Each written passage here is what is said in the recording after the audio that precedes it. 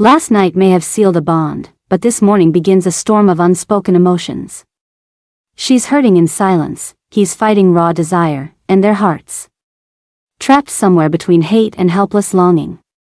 Welcome to Chapter 12 of Pretend, where the silence between them is louder than ever, only on The Velvet Story. Chapter 12, The Heat of Silence. Geet sat in a slouched position. Her legs lay stiff on the ground, arms loosely gripping the bedpost as if they were her last anchor. Her head rested on one hand, drooping from exhaustion. Her limbs were sore, both physically and emotionally. It was clear she had punished herself with this uncomfortable pose, but why? He knew she had a problem with him. That wasn't new. But even she didn't deserve this kind of punishment, not when she was already drowning in her own silent battles. Maan shook his head in disbelief and muttered under his breath, "God, this woman has some mental problem. We're supposed to share a room, and this is what she chooses for herself?" His voice wasn't angry, just baffled. He moved closer to her, and the sight in front of him, God, made his chest tighten with a feeling he couldn't name. He had never truly been with a girl before. Okay, sure, he had kissed many, flirted shamelessly, but never had a mere sight left him this restless. She was still in her wedding attire, her lehenga koli. Her dupatta had fallen to the floor, lying there like a forgotten memory. Her jewelry was scattered on the side table, carelessly discarded. The moment was strangely intimate. She wasn't trying to be alluring, but to Maan, she had never looked more dangerously beautiful. His eyes betrayed him. They roamed over her face, those stubborn eyes always blazing with anger, her small, cute nose often red from that ever-rising temperature of hers, and her lips.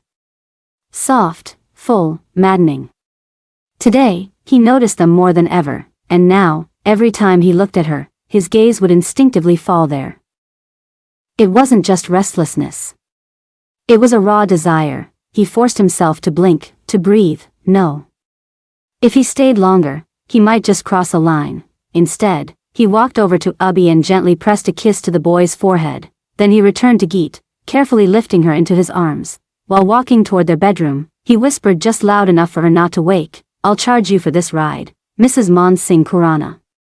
I don't do anything for free." He laid her down on the bed with utmost care and walked away without looking back, because if he did, he might lose the last shred of control. Later, he was in the gym, jogging hard, his body soaked in sweat. But his mind, his thoughts, were all Geet. "God, I'm going mad," he muttered to himself. She was still dressed, and yet I was filled with this passion. What if I'd seen her and, what the hell, Maan? He scolded himself aloud, "Why are you screaming, bro?" Dev and Annie entered the gym, eyebrows raised. Maan rolled his eyes, frustrated. "Because of you too, I didn't sleep last night. Now my brain has stopped functioning." "Ah, we were just making your first night special," Annie teased. "Thanks, Dev. What would I do without you too?" Maan replied sarcastically, "We're always here for you. Especially in that kind of situation," Dev said with his signature smirk. They all got ready for the day, workout done, showers taken, and soon the morning truly began. Scene shift. Maan came out of the bathroom, towel wrapped loosely around his waist, casually searching for his clothes. Meanwhile, Geet began to stir. She slowly opened her eyes and realized something wasn't right. She wasn't on the floor, the bed was too soft, too warm, and it smelled manly. Familiar. Strange, her heart skipped. The surroundings screamed luxury, rich fabrics, a massive room filled with elegance. Under different circumstances, she would have admired it. But now, terror gripped her. "Geet, calm down. First, don't panic. Then scream." Her brain gave instructions, and then, "Ayahawaha." Her scream shook the walls. Maan, still behind the wardrobe, flinched. God. This woman was not just a shirney, she could scream like one too. He rushed toward her and clamped a hand over her mouth. "God, Geet. Why are you screaming?" Their eyes met, the world stilled. His hand was still on her lips, soft, warm, slightly parted. Her breath hitched. His gaze locked with hers, and neither blinked. I feel so good knowing that I can make you quiet, Maan said with a smirk, his voice husky. Geet snapped back to reality and tried to push him away. That's when her hand met his bare chest. Oh, Baba G. He was wearing only a towel, just a towel, and it wasn't tied with any guarantee.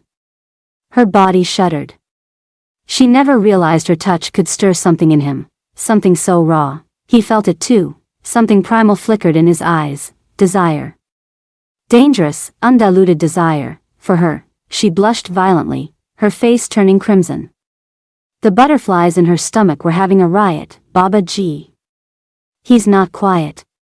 He's deadly, her inner voice cried. Maan saw her blushing and that was it. He had never wanted to kiss someone so much, and then, her eyes widened.